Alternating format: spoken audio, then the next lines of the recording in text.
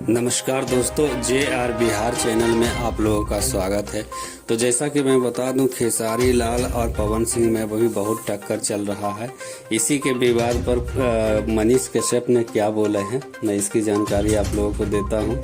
सबसे पहले मैं बताना चाहूँगा, जो हमारे चैनल पे नए आए हैं, चैनल को सब्सक्राइब कीजिए, वीडियो को लाइक कीजिए। तो मैं बता देना चाहता हूँ, पवन सिंह का एक सॉन्ग आया है, घाव दे देव। ये सॉन्ग अभी आज ही के डेट में रिलीज हुआ है और पवन सिंह अभी फुल फैमिली के खेसारी लाल अभी फुल फैमिली के साथ लंदन गए हुए हैं और लंदन में वो हैं, उनका एक सॉन्ग रिलीज हुआ जिसका नाम है दरदिया। दोनों सॉन्ग आज ही के डेट में रिलीज हुआ है। तो मैं बताना चाहूँगा, इस पे मनीष कश्यप ने कहे हैं कि जो अश्लील गाते हैं, अश्लील को मैं कभी सपोर्ट नहीं करूँगा। और दोनों गाने में कौन सा गाना अश्लील है आप लोगों को पता है, इसलिए अश्लील सॉन्ग को बॉयकॉट कीजिए। धन्यवाद।